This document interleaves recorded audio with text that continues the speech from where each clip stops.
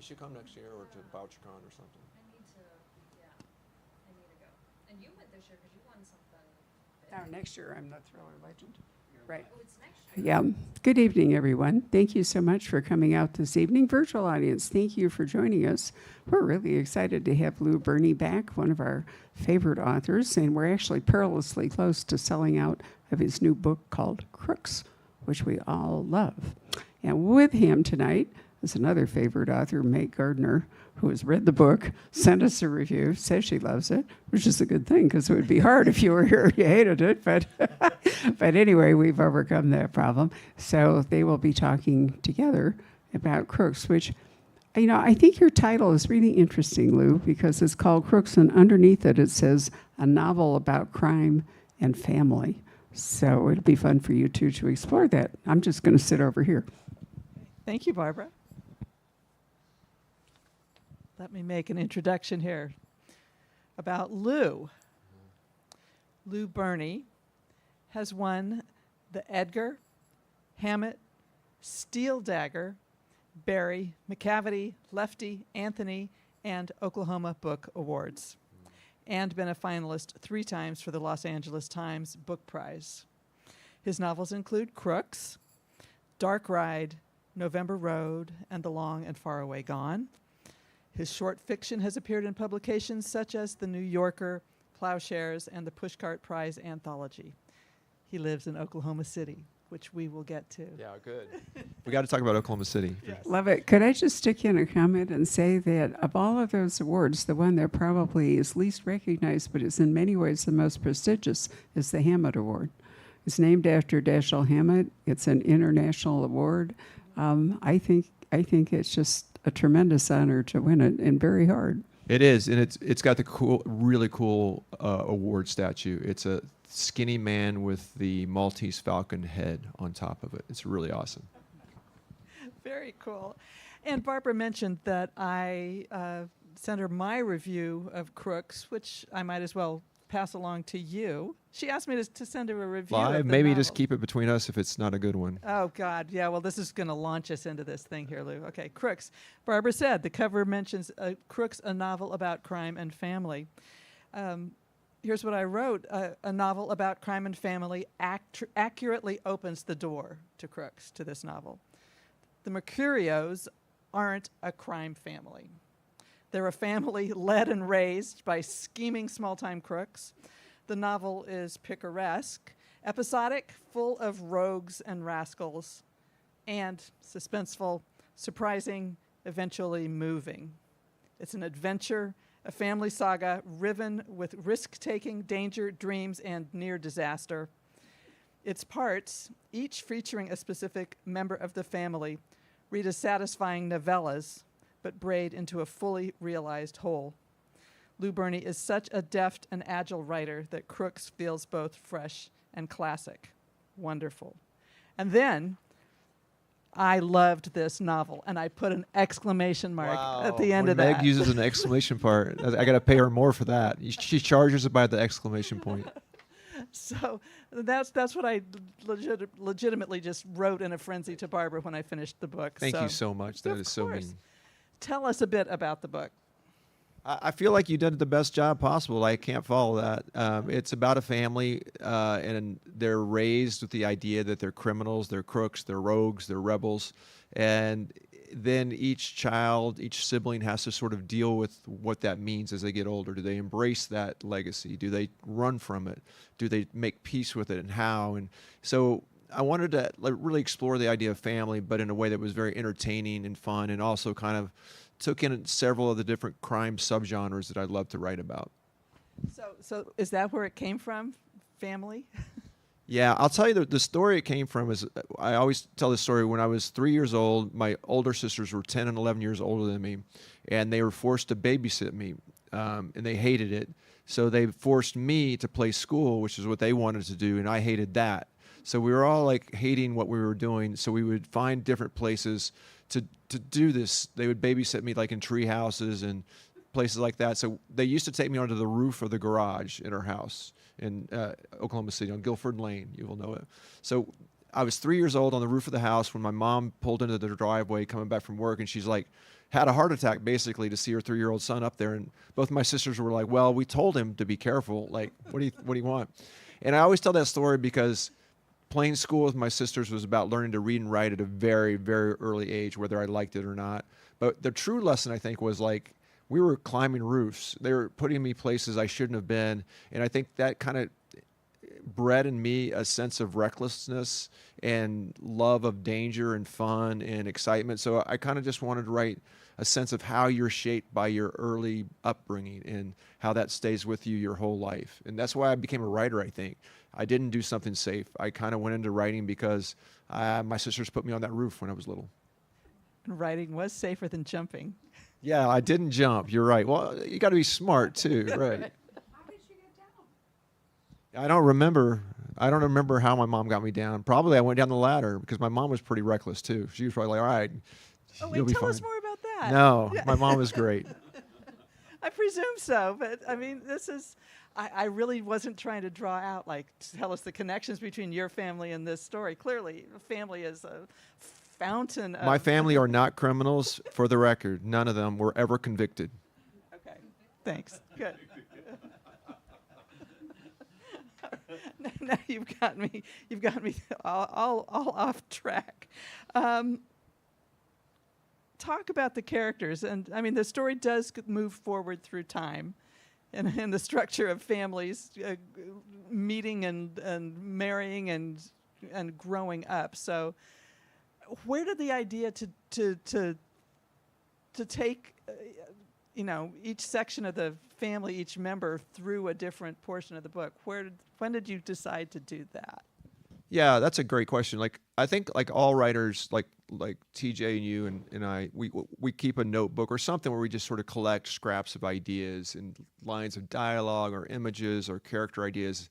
And so for many years, I had the idea for this one character who would be the muscle of some sort of organization, this big guy that everybody thought was dumb and who was very dangerous, but also like maybe wanted to change his life.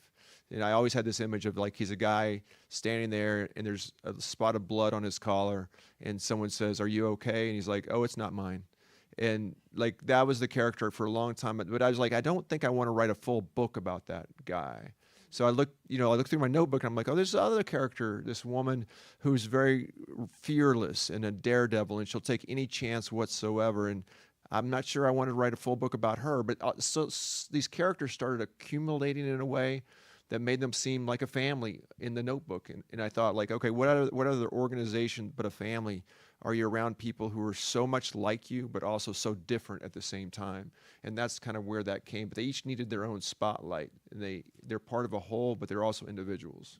Right. So take us back to the genesis of the family in the story. Where and how and who. Yeah, the patriarch of the family is a guy named Buddy Mercurio, and he's a low-level wise guy for the mob in Las Vegas in the I guess it's the mid-'60s then. So, and I like this character who's a real talker, and I was just thinking I need to get him a wife who is up to his standards of what? of illicitness, as it were. And so I had this idea. I'd done a lot of research for a previous book, and the old casinos always had dress shops in them. And I love that idea of a dress shop and a clerk, "Here, madam, try this on." And so I made this woman a clerk at a dress shop who, when her customers go into the dressing room, she goes through their purse and steals a little bit of their money. Man, but not I've too got to much. say, those women in Las Vegas, why are they leaving their purses out? This was for the Lillian? 60s, and she's very trustworthy. So, and you only steal a little bit. So that's what he falls in love with. She's pretty and all that, but mainly he falls in love with that she's smart enough to steal just a little bit. And so they end up getting together and raising a family. Right. And it's even more than that. It's not that it's her reaction when she realizes that he has clocked her. She doesn't get upset at all. She's a very cool customer, which I loved about her. And these guys are young in the book. This is don't picture June and Ward Cleaver or somebody in their 30s or 40s. These are Lillian is a teenager, right? Yeah, I think she's 19 and he's maybe 22 or something like that. Yeah. And they decide to have a great love, a great passion. And how does that unfold? Well, they do have a passionate life. They have a great life in Las Vegas. They raise a family. They have kids, and then, as it always happens, Buddy gets in trouble with his boss, and in the middle of the night, they have to flee Las Vegas or be killed. And As usually happens when you get in trouble with your boss. yeah, I mean, it's just like that's part of everyone's biography in Vegas is that at some point in your life you're going to flee from your boss, right? Like Patrick knows this, right? With Barbara, it's sometimes you're going to have to eventually you're going to have to flee for your life. I'm telling you now. Wait a minute. Are you indicating that Patrick had to flee for his life? Yes, it's very mob-like, which I love about this store. We have a very strong hierarchy, but you're not wrong, actually. If you didn't hear that, Patrick said you're not wrong. So. Actually, you know what I liked about them was, I mean, they weren't violent, they weren't vicious. You know, they were these kids just sort of like grifters, you know, and trying to get along. And, you know, I was actually young in the 1960s, but not that young. But we used to have this big department store scandal because dressing rooms, but particularly women's bathrooms, you know, when the door would close, there would be a hook on the back of the door up high so you could hang up your purse. And so there would be this plague of people who would, you know, reach over the door when a person inside wasn't in a position to actually fight it and grab their purse. And then generally they would just take some money and leave it. You know, they didn't want to get I caught. like it. I wish I'd known that. Yeah, I would've no, used I that. mean, I've used that in a novel where Have the you? heroine is indisposed. And Yeah. she was in such a hurry that she Well, did you not may have- put you- her bag on the lower hook. Yeah, I was going to say, so what happened in part was that restroom redesign put the hooks down lower so you couldn't reach over the door.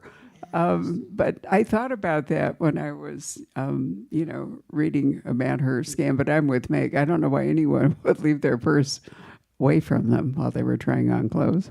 It was an innocent time in the 60s. What, right? I mean, They like, were gamblers, Lou. I know they were gamblers. All right. Yeah, taking their chances. Yes. Okay. So you mentioned it's interesting to me that you mentioned that the character who seemed to come to you first was the one that was regarded as the big lummox, who is the muscle, may want to change his life, but we don't know that until later in the story. But that's not the father. That's not the mother. That's their son. So you've worked outward from that, both backward and forward in time and generations. Yeah, kind of what I did since we're in a crime community, I can talk a little more in depth about it. But the idea was like once I had Ray, who's the big muscle, the dumb, quote Or unquote. is he? Yeah, he's spoiler alert, he's not really dumb. He just has been told his whole life that he's dumb and has started to believe that, but he's really not. But then I started to think about like almost like putting together a crew for a heist. I was thinking like, all right, if I got the muscle, what I need the brains. Now who's going to be the brains? And that became Alice. And I need like who's the daredevil, and that became Tallulah. And then so it was almost like, you know, with the heist crew, you would have the safecracker, the muscle, the brains, the driver, that sort of thing. So it kind of was a fun way to structure it as a family, because in a family we all have those labels too. You know, there's the funny one, there's the responsible one, there's the smart one, and here it's just translated over to the crime genre. Right. So I was a smart one in my family.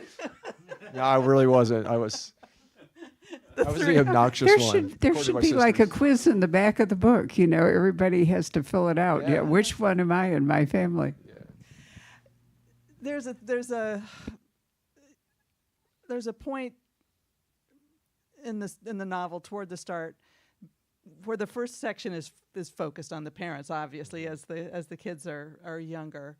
I don't know if I'll mention this because we're talking about family, but there's a pivotal moment for the parents, and I don't want to spoil too much. Meg is a lawyer, and I keep wanting to confess. Like the way she's like looking at me right now, and like I just feel like I haven't done anything, but I feel guilty. No. So No, it's only later in the book that we realize that there's a pivotal moment that most of the children witness between the parents, and it's an amazing scene. It's scary and touching, and you have no idea what on earth is going to happen.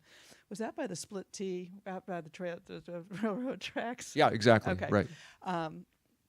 And it's only late in the book you the children start remembering that, and you realize that each of them, being a different age, a different personality, a different role in the family, that they did not see it in the same way that we saw, that we read it, or that they each had seen it in much, much different perspectives. When did you realize that? That was not in the beginning. That was something that evolved over the course of the writing. Like I had that kind of moment at some point, but the idea of playing it with it in a kind of Rashomon style from different perspectives was something that was pretty far in. And I realized this is the perfect moment to show like a very subjective perspective for each of the characters, and it reflects on who they are and who they become.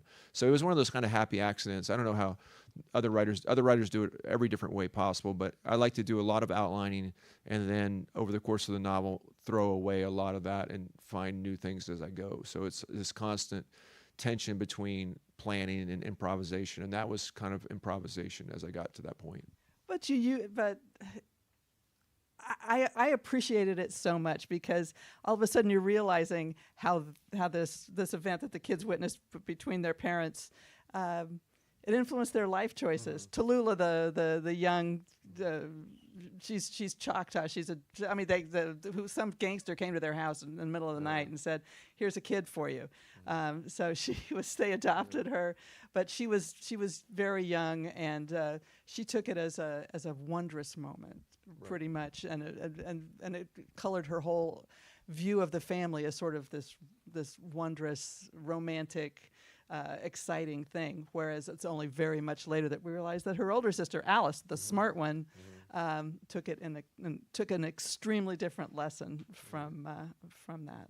Yeah, I just love writing from multiple points of view. That's one of my favorite things, because it gives you a chance to really reflect life. Like, we're all so subjective in how we see things happen that we can all watch the same thing, happen on the street, and we're going to have 9 different, takes on it. And I love doing that in a novel because it's a continual surprise for the reader and for the writer. As you're going along, you're like, oh wow, I didn't even think that Alice would see it that way, but she does. So, talk about the different there's not multiple timelines, but there are each section of the book is set in a different decade, essentially. Did you have fun picking out? Yeah, I mean, that's when like and 100% fun. Like, that's why I picked them. Was like it's set in Vegas in the 60s, because I did a different book, November Road, which is set in Vegas in the 60s. And I love that period. It's when Vegas was swinging and cool and elegant and awesome. And so I loved revisiting that from a different kind of angle. And then I wrote about Oklahoma City in the 70s, because that's when I was a kid growing up, when the Mercurial kids were kids too. And we would, your mother would say, go play, in the summer and come home in 10 hours. And it was wonderful. You would get up all sorts of trouble. And there's some very autobiographical stuff in that section. Oh, I want to talk about that then. Is there a kid on the roof? No, there were not. There could have been. Come on, that was wasted. He has more novels to write.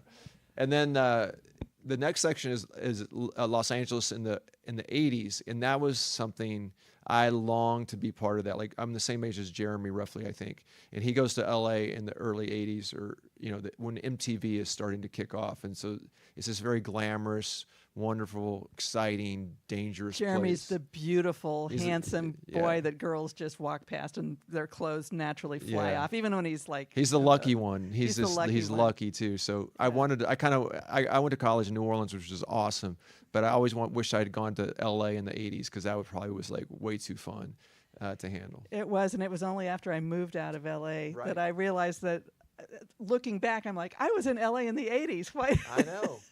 We didn't know what it was at the time. It was very. I know the perception was funny, but again, I got to live that out in a way that was. And then Tallulah was awesome, because when my wife and I got out of grad school, we both graduated grad school, I think in 91 or 2, something like that. It was right around the fall of communism in Russia, and we were both toyed with the idea, like, should we go over there and like write for an English language newspaper and just have some fun? And so that was kind of a regret that we never did that, because it was this wild, dangerous, chaotic period of the country. Like these 2 or 3 years, it was just like crazy. So I got to relive that vicariously and sort of do it in a way that was safe and I wasn't going to get shot. Right. Tallulah doesn't look at it that way. No, but she's all and over I it. got to say, if whenever possible, I just like to pick up a book without even reading the jacket copy, which is Cool. what I did with this. So we finished the section in the LA in the 80s, and I turned the page and it says Moscow, 1992, Yeah. whatever it is, and I'm like, wow, Oh, cool, what's cool. going to I love happen that. here? Yeah. But I could not predict.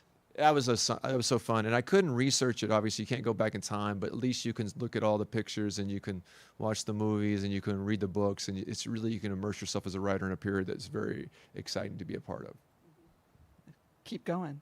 The next was Vegas in the mid '90s, which is the complete opposite of Vegas in the '60s. I don't know if any of you guys are too young, but like Vegas in the mid '90s, I went to. And it was so depressing. It was this gritty, grimy, depressing, falling apart place that was trying to appeal to children and families by building amusement parks. And it was just, everything was wrong about it.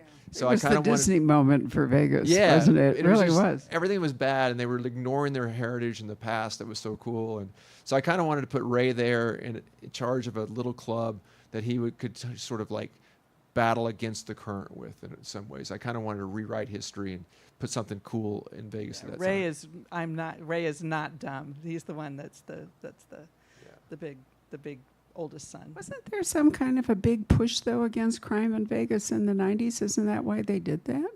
Seems to me. There, Patrick, do you against remember street that? crime. Yeah, it became very corporate in the 90s. And so the Yeah. mob lost control in the Yeah, 90s. that's The mob It's- generally started losing influence. control, right. I Yeah. mean, Right. It's a lot like Times Square. That's kind of why I wanted to do it, because I wanted to have Ray's boss be this old relic of a mob guy, and they're holding on. So Ray has a chance to reinvent himself at a time when he really could reinvent himself. right. And now, it's all boutiques and Michelin star restaurants and, whatever. I mean, it's so different. It's a different kind of mob now, man. It's Yeah. just like really, really incredibly rich. It's the 10% hanging out in Vegas, right? They're still cool places. If you go to Vegas, like we should all go to Vegas tonight if we want to go. Who's driving? Because there's still some great Tourist spots driving. that are left from the 60s, 50s even. Like the Golden Steer is still there, this great steakhouse that goes back to Sinatra's days. But you got to really hunt them out to find these cool places. Okay. And because we are here at the Poison Pen in Scottsdale, Arizona, we need to mention that. Yes, the final section is set in Scottsdale because when my very first book came out, my first novel came out in 2010, Got Shot Straight, and I had zero marketing help from my publisher, who was a great publisher, but they're not going to put a lot of money into a first novel. And so I think at some point another writer said, you gotta make your own tour, dude. You've got to write to email every bookstore, every crime bookstore in America, every indie bookstore, and just see if they'll take you. And I thought, no one's going to want me at all. But one of the places was Poison Pen, and it was Barbara. I still have the email probably. She's like, yeah, send me the book. I'll take a look. And I thought, of course, she's never going to take a look. And then again, 2 weeks later, she's like, love the book. When do you want to come out? And she had me come out and do an event, and they sold a ton of my books. And so ever since then, Scottsdale has been very close to my heart in Poison Pen. And that's why I said it there. Tell us about the saloon, because you went to visit it this I did. afternoon. I know. What's funny is Real local color here. I can't remember who it was. I think it was Jeff Siger was here, maybe, the writer. Somebody was here and told me I should go to this bar in 2010, and I went and forgot about it. And then when I started writing this book, I was like, oh, there was that bar. I kind of vaguely remember. So I created that bar from scratch in my memory for my novel. And then I went back today to the actual bar, and it's just like I had created it in my mind. It was so weird. It's the Rusty Spur. The Yeah, Rusty which Spur. Not The one thing I hate is I miss the detail of, you've been to the Rusty Spur, right? Not in a long time, but yes. There are bar stools that are shaped like the derriere of a voluptuous showgirl. So if you sit in the bar stool, it looks like your legs are showgirl fishnet legs. And I didn't put that in my book. I totally forgot that one. So that's on me. You know what? You can edit the paperback. Yeah, for sure. You can add it in. If it's a movie ever, they're going to shoot it in that bar, and those things are going to be front and center. Now this book is so distinctively about the Mercurio family. Did you have other family stories in mind that you were bouncing the ideas against or thinking of when you were writing it? I mean, I originally was thinking of doing 2 sections for every sibling instead of just one.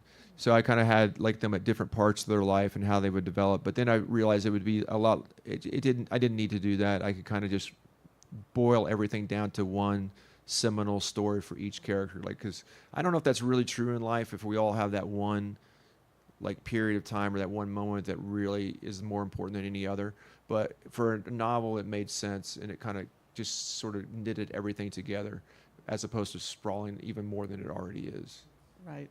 Did you think about any other stories about crime families when you were? Well, I thought This about. is very distinctive. I mean, I thought about The Godfather a lot. Obviously, like it's one of my favorite books. I read that way too early. My sister's like, "Here, read this." I was like, "It's like 7, I think." So I read The Godfather. on the roof. I didn't That's understand where he was. 90% of it. I was like, "Wait, what happened to the horse? The horse? Wait, where's the horse? I don't understand. Why is there a live horse in his bed?" And they're like, "No." I was thought about The Godfather a lot, which I love. I love the book. I love the movie. I love The Godfather 2. But I also that's been copied a lot. And done, not even copied. Some people have reinvented it in brilliant ways. But I wanted to do something that kind of played with the tropes, played with the archetypes, but then took off in a completely different direction. Right. Yeah, the Corleones live in New York. They don't live in Right. Oklahoma City. So let's get down to it. Oklahoma City. You're going to talk about your... The rest of this is just me talking about Tell us being about born your- in Oklahoma yeah. City. So, yeah, my family's from Oklahoma City, as is Lou's, and the first time we met each other, it didn't take very long before I think we realized that Lou went to high school with all my cousins. He went to the same high school as my mom. I think she was in the first graduating class at Bishop Yeah, McGinnis. right. Yeah, and so it's a delight for me to see you bringing Oklahoma City to life in so many ways that I recognize. And much of this book is set in the part of the city where I lived. I didn't live there that long, but my mom was born and raised there. My dad went to grad school at OU, and right. but reading this, I'm just like wanting to fold down every page and see that like they're on class, and no, they're at the park on Northwest 39th, and but I can feel these kids out in this summer being told, well, their parents didn't even need to tell them, the Mercurio kids, just to get lost, get out here and go scheme up some kind of thing just to take all the toys from the dumpster at the TG&Y. Yeah. That really happened, by the way. That's true. Do you guys know? You don't know TG&Y. It was created in Oklahoma City, I believe. I think it was. Now that But it was like an early version of a dollar store, I guess, kind of, but big. They carried everything. And when I was little, I was probably 8 or 9, we discovered that behind this TG&Y, there was a cinder block outbuilding where they put all the stuff they couldn't sell before they threw it away or sent it back. So it was like, if candy bars had expired, they would throw them in there, or if something had been deemed, recalled because it was killed a child in California, they put that kind of toy in there. And we discovered it, and it was unlocked, and it was just like the most glorious moment of my life till now. Is like it was just this treasure trove of unbelievable like toys and candy and comic books. And I remember the mass market paperbacks. If they couldn't sell them, they would tear the front cover off. So, but that didn't bother us. We'd fill like shopping carts full of these things. And I remember we found a big wheel that was like, we were really excited. It was missing like probably the wheel or something, but we still had a big wheel. And so I had to write a book about that at some point. And that becomes sort of the center of the children's section. Right. Well, tell us a bit about you in Oklahoma City, and then I'll get into some specifics, some more about things that really just tickled me. Oh, you grew up in Oklahoma City. I grew up in Oklahoma City. I grew up in Oklahoma City, and I got out as quickly as I could after high school. I almost literally got my diploma, got in the car, and zoomed away because it was a very stifling, small city, very conservative. This was back in 82, 83. It was not the place I wanted to spend my life. So I went from there to New Orleans. I went as far metaphorically from Oklahoma City as I could get. And then after living in New England and California, San Francisco, LA, a bunch of places, my wife and I moved back to Oklahoma City for family reasons. And we discovered, this is actually like a pretty cool place. And especially in the last 10, 15 years, it's become an amazing place. It's like kind of Austin was 20 years ago. And so it's been really great to be part of a city at different stages of its history and be entwined with that. And so all my books, I think, are informed by that idea that, people change, places change, and that's a dynamic that's really fun to deal with in fiction. Right. Well, and you do see through the 60s, and the family comes there in 72, I believe, in the story. But, that's when I was visiting my grandparents. And I remember the feeling of going outside on a humid, hot summer day barefoot and the feel of the heat radiating up through the cement as you're running down the sidewalk because you've been told to go out and play. Oh, yeah. We lived right near the corner of Northwest 19th and Penn. So it was. Oh, yeah. That's 19th Street where my parents' first house was on 19th Street when they got married. Yeah. Right around there. They weren't the pink lady who lived up the corner and used to park her pink Cadillac out on the street. And then We did not have a pink Cadillac. My dad was a bad used car salesman, so he'd always have to drive home off the lot, like the worst possible car. So one day, for like literally a whole summer, we had a dune buggy, which is not what you would, it's not safe to drive in a city. But I started laughing, like I said, when the kids they steal the hood ornaments off all the cars in the parking lot at St. Francis Church when everybody's in mass, because that's where my parents got married there and I was baptized there. So so I just miss them. But That's right. The parents get really sick of trying to be normies in Oklahoma City in the early 70s, so they come up with another plan. Yeah, they get kind of rescued.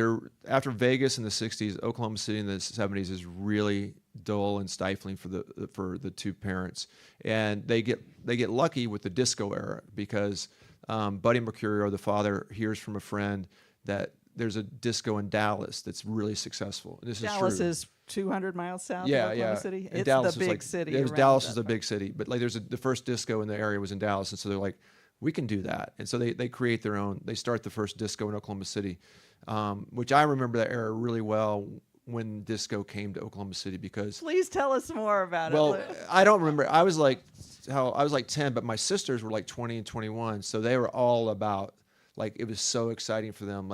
We finally are part of the bigger culture. We can go to this disco and these, and wear these spaghetti strap dresses and do our hair up. And so it was like a big deal. And so I kind of got to live that period, both from the perspective of my sisters, but also from a 10-year-old's point of view. Well, the Mercurios disco, they really want to go for it. It's in an old theater which has the dance floor slopes down like where the screen used to be. And they don't just have one disco ball. No, you got to have more than one. There's a character. Buddy knows nothing about disco, so he has to turn for assistance to the one person he knows who might know something about disco, which is an African-American car mechanic who worked at the car lot where Buddy was fired from. So he puts him in charge, and he has great taste in music, if you notice in the book. There's some great disco songs in there. But yeah, we have multiple disco balls. We have a lot of coke dealing. We have a lot of skimming of profits and of watering of drinks. And I just it was fun thinking of all the ways you could be corrupt. Because, of course, Buddy and Lillian haven't started this disco with their own money. No, of course not, no. But I can't remember why. Oh, yeah, that's right. That's a whole other thing. That was a true thing, too, in the book. I don't want to spoil it, but there is, in the book, there's a robbery at Long John Silver's, and that's a true thing, that there was robberies were happening, armed robberies happened all the time in the 70s. And I have multiple family members and friends who were victims of armed robberies in fast food restaurants for some reason. They were made to lay face down on the floor, and so that's a real thing that happened at Long John Silver's. My uncle managed a Taco Bueno. Yeah, and he was. His family was very concerned about it. It was all the time. So. But Taco Bueno. It is Taco Bueno, right? Yeah. Yeah. Okay. You seem confused. You don't know Taco Bueno? It's it's far superior to Taco Bell. Some would argue. I can believe that. You know, I'm trying to remember. There really was a plague of heists at fast food restaurants, Yeah. like the old. So it's like the 30 bank robbery thing, but it moved up into restaurants. Moved down into Well, restaurants. yeah, yes. right. Less money And in I'm- one spot. Yeah, I'm probably exaggerating how many, but there's multiple fast food restaurants that were robbed in a few years in that period of the 70s. If you know the band, the Flaming Lips, famous band from Oklahoma City, the lead singer of that was robbed at Long John Silver's too, like different ones than my aunt when she was robbed there. So it's just like a weird thing. Wow. I'm thinking about stagecoach robberies, and then we had Well, bank yes. robberies, and I hadn't realized there was a. We're talking about Oklahoma here. Well, okay. Yeah, we're not all sophisticated like you up here in Scottsdale. I'm from Chicago, so Oh. okay, totally different thing here. So this is Penny Ante stuff to you. Well, Yeah. yeah. No, I grew up in Chicago in the 40s and 50s, which was, but I missed the serious mob era in Chicago because it was pretty much over by the time the war started. Yeah. Yeah. Well, not really. The outfit in Chicago was pretty dang powerful for They a long were, time. but they were not necessarily operating in Chicago. They were Yeah, like, that's true. in fact, Phoenix, Patrick and I can both talk about, Phoenix was a springboard to Vegas, wasn't it? When they were building Vegas, Oh, they yeah. had to be somewhere, and here is where they were. So Durant's Yep. restaurant down on Central Avenue was like a kind of, gathering place and the outfit sent people out here. Yep. John Talton wrote, well, how many books about that? About that particular. Yeah, I mean, he wrote 2 or 3. Really, he's a reporter here, wonderful writer, and he wrote 2 or 3 historicals about Phoenix in the 50s, Yep. and the Chicago outfit guys that were here. But a lot of it was they were, commuting to Vegas, building Vegas, right? Because it's That's referenced in Casino. Yeah, right. The Bugsy Siegel and that group. Gus Yeah. Greenbaum. he was here. Well, Greenbaum was killed here, wasn't he? Yeah, he was actually killed here. So Was you know. Greenbaum the one who was killed? I think it was Green. One guy. I put this in my November Road. There was one guy. I think it was Greenbaum. I'm not sure who was killed, but they killed his wife too in the house. And that was him. And they put the pillow under the wife's head so the blood wouldn't get on the very nice Oriental carpet. And I always just love that detail. Like we're not Only crime savages. writers. Oh, come on, Lou. I love that That's detail, a- right? Okay. I've heard you say one of the most interesting things before at a conference. Someone asked if you can teach writing, and you were on a panel, and you said, "Yes, I was in the audience for one of your panels." No, I didn't mean that. I was No, wondering no, what I no, said, 'cause half no, the no. time I'm You said you lying. talked about.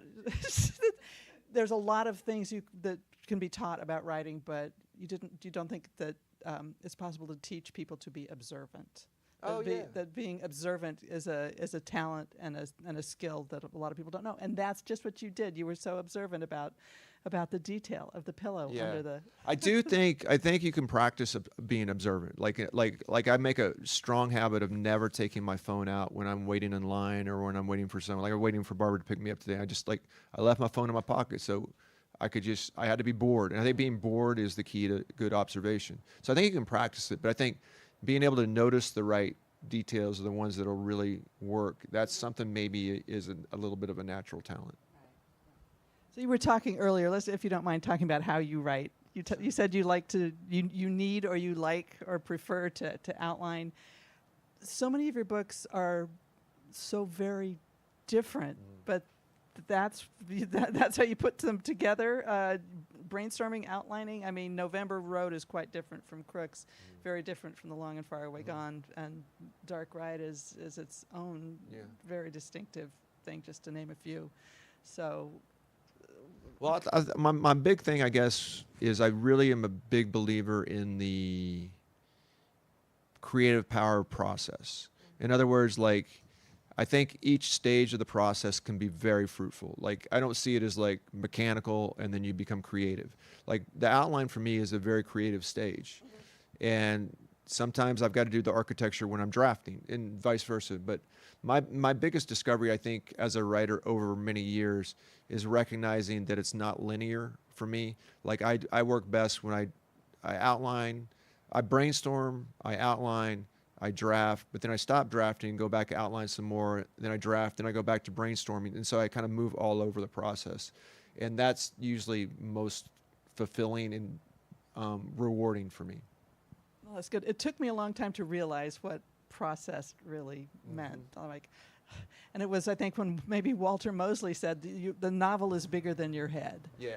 That you can't fit it all. You can't fit it all in at once. So you have to work every iteration of it, however it works for you as a writer. Absolutely. And Walter's book on writing, I don't know if you've, he's written 2 books on writing, and they're so freaking good. And I got to work with Walter. I knew Walter a little bit just from conventions and stuff, but Walter and I were both writers on a TV show that's coming out this month. So I want to hear a little bit I know, about that. but I got to spend 20 weeks with Walter in the room. Like this, I know it's just like I got paid for that. Like, it's incredible. Like, and there's other writers too in that room who were geniuses as well, including the guy who runs the show, Sterling Harjo. But it's amazing to be able to like realize, like, I wish I'd had this information long ago, because they're so wise about what writing is and what it can do. So Meg, wait a minute. Before you go on, what's your process? what's my process? Yeah. It is I outline. I practically now, before I start drafting a novel, I essentially write a story treatment of it that may be 15, 25, 30 pages. I used to just, well, back before I was published, and now I know why I was not published. You just sit down and let it fly, right? I used to just try to just, like, well, I'm going to write a story about a sting, and it's going to have 1,000 characters, and they're all going to be playing parts in this massive thing that's going along, and they're all going to be just, witty and bantering around. And I got about 50 pages into that and realized I didn't have a plot. Yeah.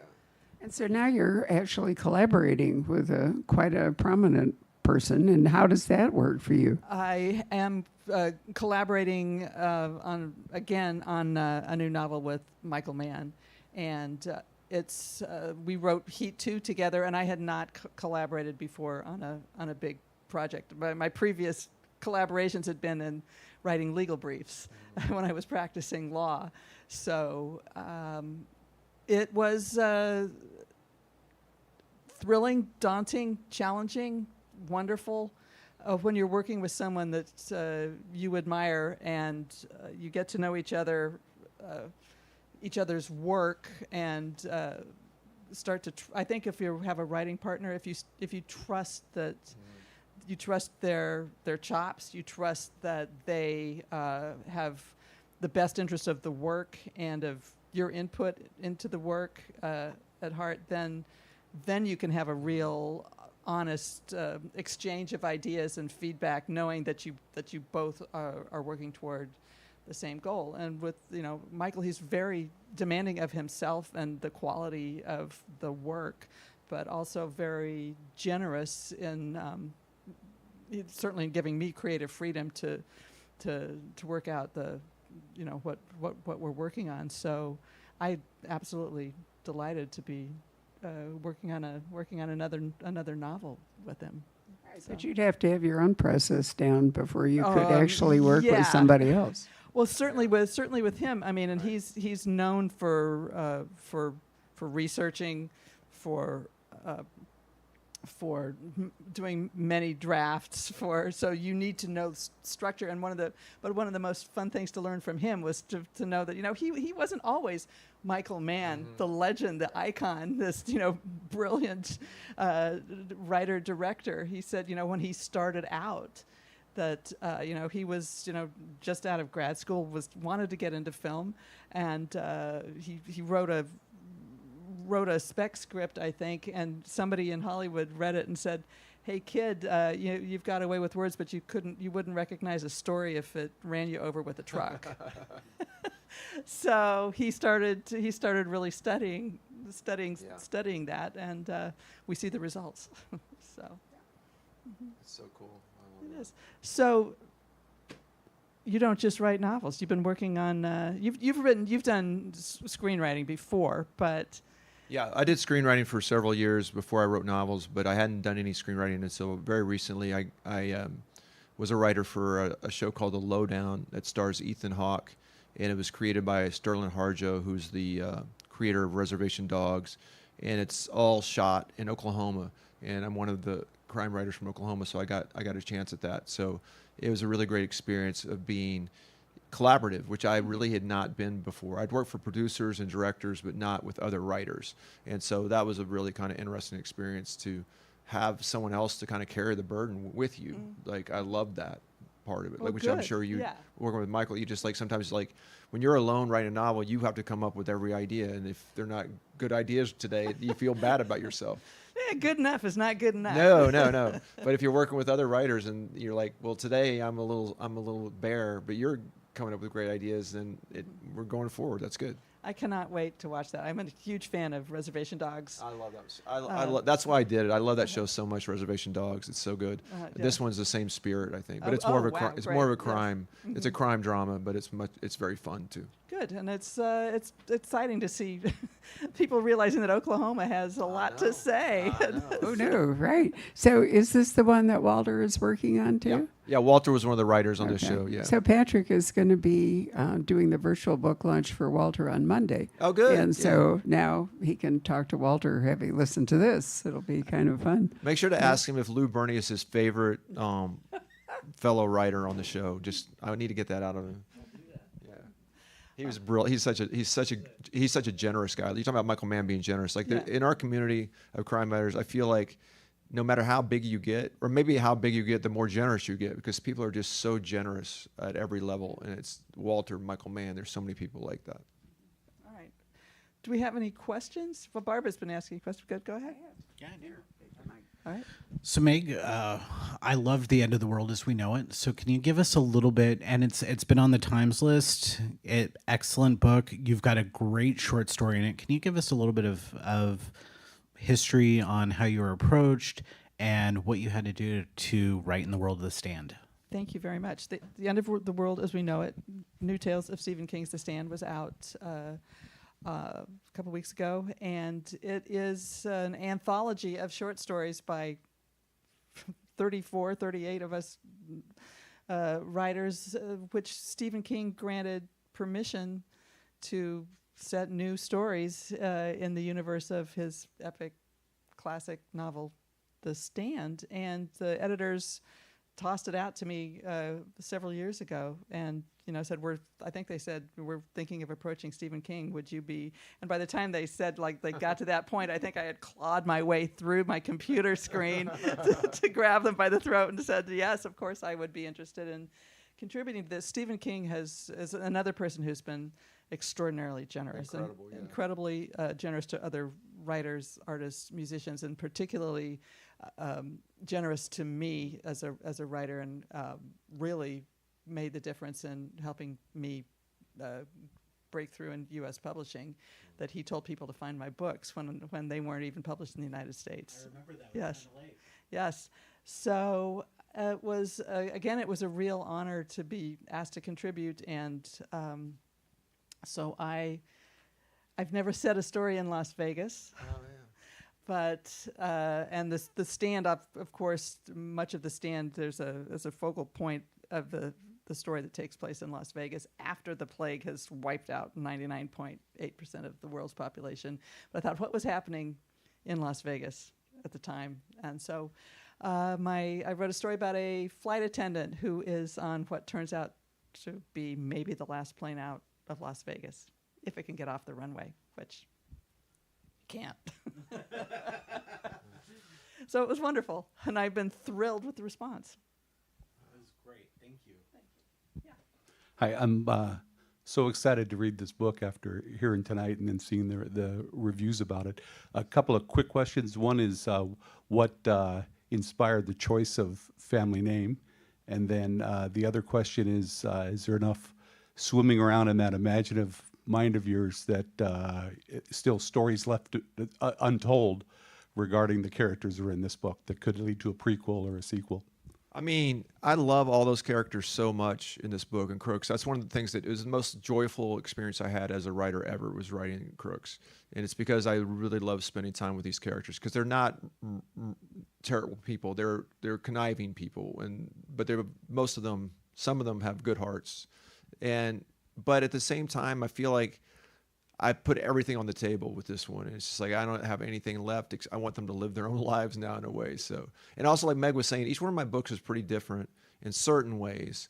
And whether that's a function of I just get bored or I want a new challenge or what, I'm not sure. But I'm always kind of looking ahead rather than back, for better or worse. And sometimes it's for worse. But I feel like I'm not sure I want more. I feel like it's all there, all I got. And any backstory to the name of the family itself? It's an interesting name. Yeah, no, I was trying to find an Italian name, a Sicilian name. I can't remember if this is Sicilian or not. I was trying to find a name that expressed sort of the character of the character. And so I was probably just going through a list of names on, Wikipedia or whatever.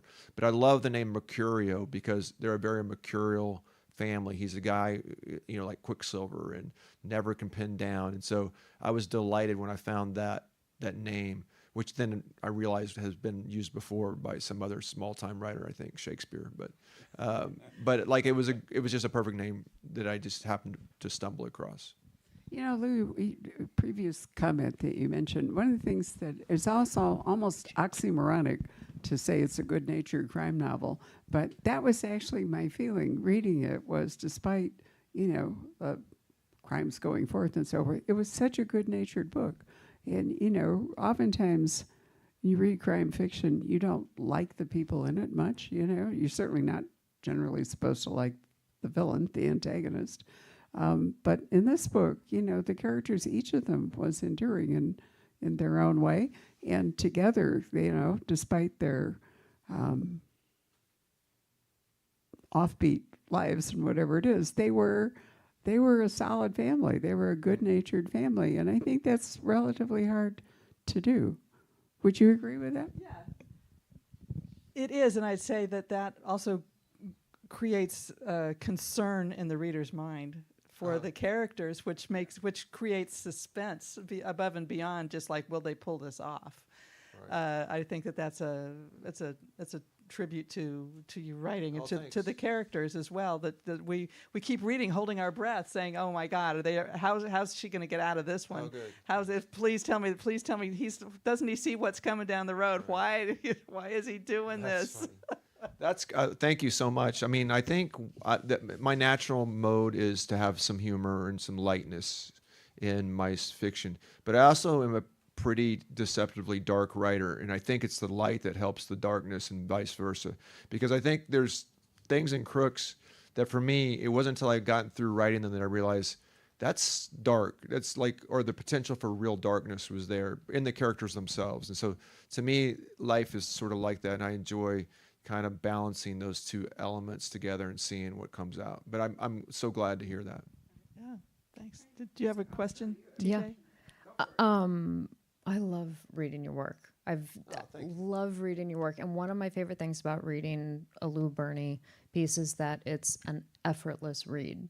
It is, you forget you're reading sentences. You're just, there's a story unfolding before you, and then you'll be slapped across the face with a good sentence, and you'll be like, "Oh yeah, that was constructed Thank by you so someone." much. That is awesome. Thank you. That is truly how it feels reading your work. And so my question is any of the process, you've talked a little bit about your process, is any of the process feel effortless for you? What part is effortless for writing for you? That's a great question. Yeah.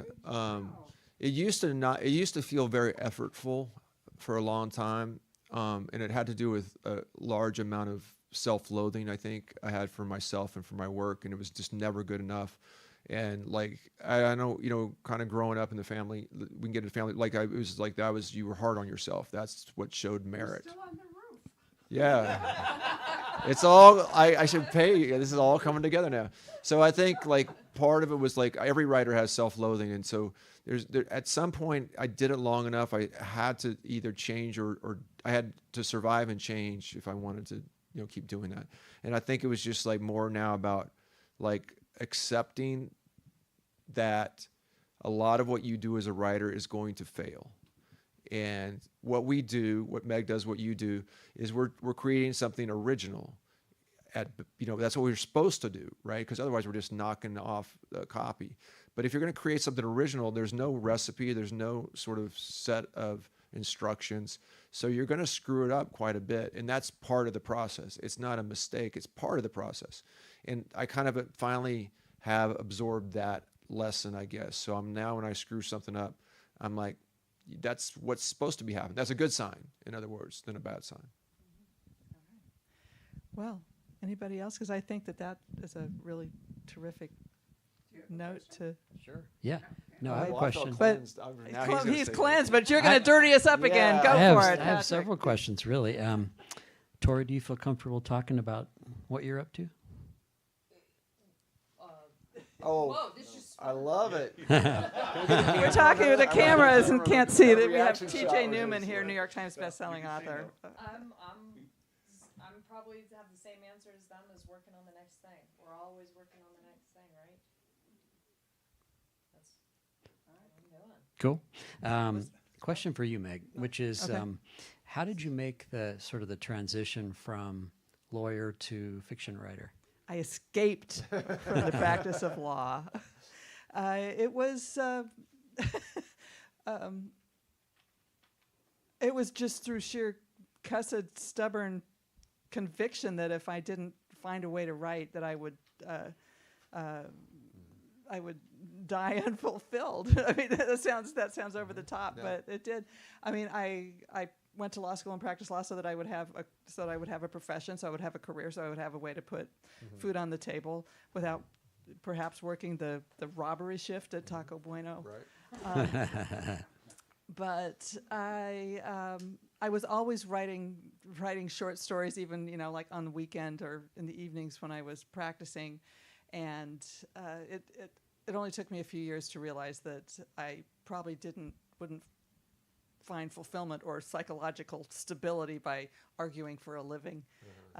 So I at that point I had just got married and we had small kids very, very quickly, and so I decided I'm gonna have this slide across the path here, and I started teaching writing.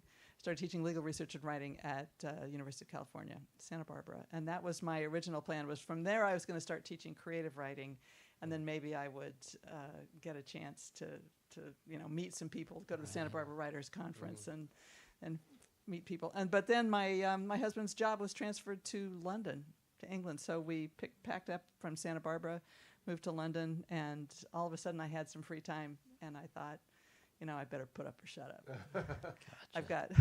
I did not go with a job, so I was never going to have another chance to sit down and write. And I wrote that novel with the start of the novel with that immediately went in the trunk, and wrote a couple more before I finally figured out that there was a bar that I needed to clear.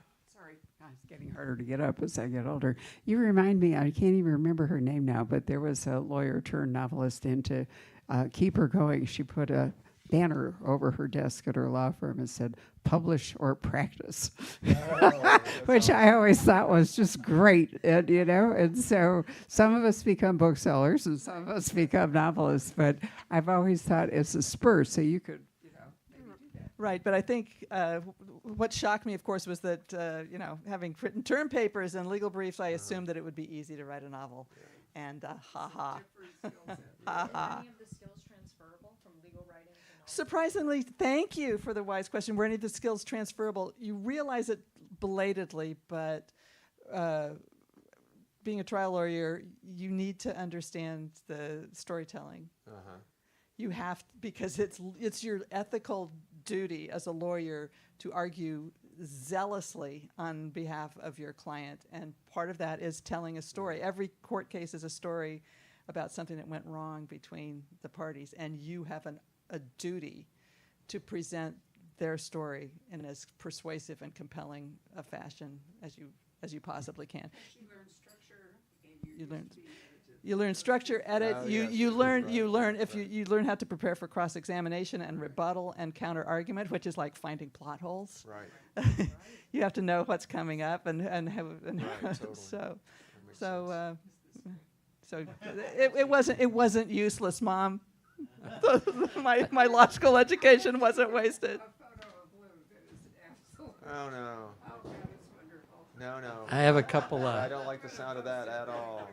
That is great. I have a couple of questions that Okay, have come Patrick in has another from question. our virtual audience Oh, here. okay.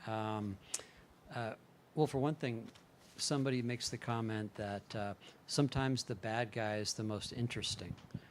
That's an interesting comment. That goes way back. Yeah, to- I agree with that. Generally, they are the most interesting person in Yeah, the like- story, to me. For sure. Question for both, if there's time. Do either of you get to choose your audiobook reader?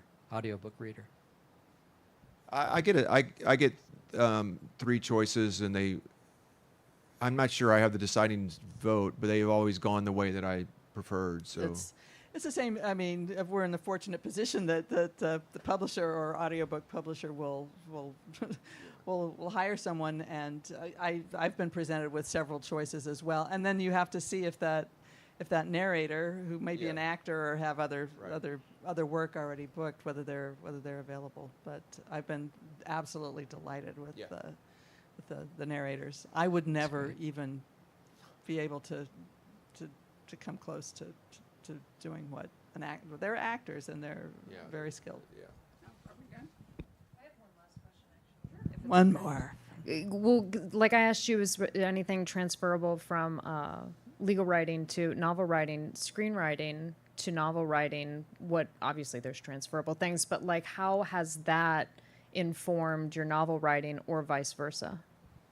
They really inform each other. Like, that's a great question, because they kind of, like, screenwriting is so much about structure and architecture and, like, stripped down to the bone. But then that is really nice with fiction writing, to give that kind of, that foundation, that plot foundation. But it's also nice when you're writing screenplays to not always fall into the trap of doing the expected. Like, the kind of novel writing forces you to keep your mind open. So to me, they're a great pairing in a lot of ways. All right. Thank you so much. Managed to get up again. Yay. This has been an absolutely wonderful conversation. Thank you so much for joining us at the store, virtual audience. Thank you very much for joining us. I think we all really learned a lot, as well as having a great time. Yeah. Plus, I have a photo of you that is just classic. It's so good. No, it really is. I have to show it to you. I mean, He's looking at you. You. Barbara. He's looking What at am I you doing? Like, what's she gonna ask me next? such a great photo. No. It really is.